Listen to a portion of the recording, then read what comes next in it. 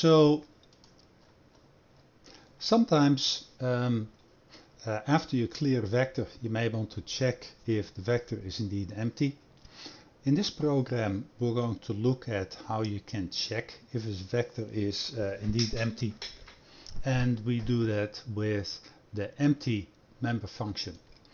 Now in this program we have a vector of integers and we call it values, and we load it up over here with a user specified number of values, and we do that with the pushback member of the values vector, and then we call the average vector function. We send it the values vector and we get back the average. Now in that function you see that over here that first we check if the vector is empty, and if that's the case, then we send the error message that there are no values to average. Otherwise, if it's not empty, then we're going to run through the vector up to its size, from 0 up to its size. We're going to add up the total over here, and we're going to calculate the average. So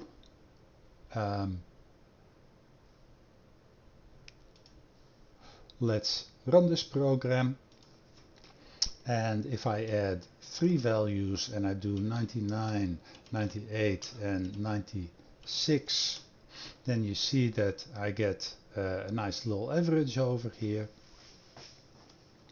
If I run this again,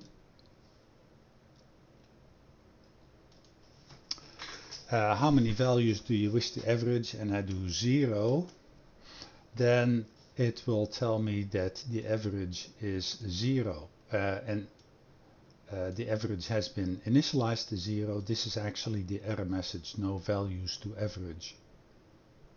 Need to tab this in a little bit.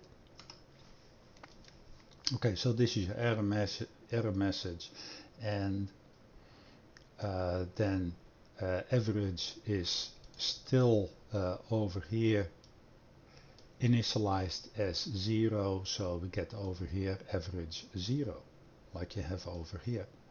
Now let's see what this actually does, this vector empty, and I'm going to disable this. What I'm going to do is make this condition always false, and then I'm going to enter 0 values that I want to average. So that will come over here as an empty vector, and then over here it's going to try to run through it. So over here I can use 3 values again, and then it will function normally, 99, 98 and 96, and gets our normal values. If I run it again and I say I have 0 values to average, then actually the answer is not a number, and this is something that you don't want to see as a user. So over here we definitely want to check if that vector is actually empty.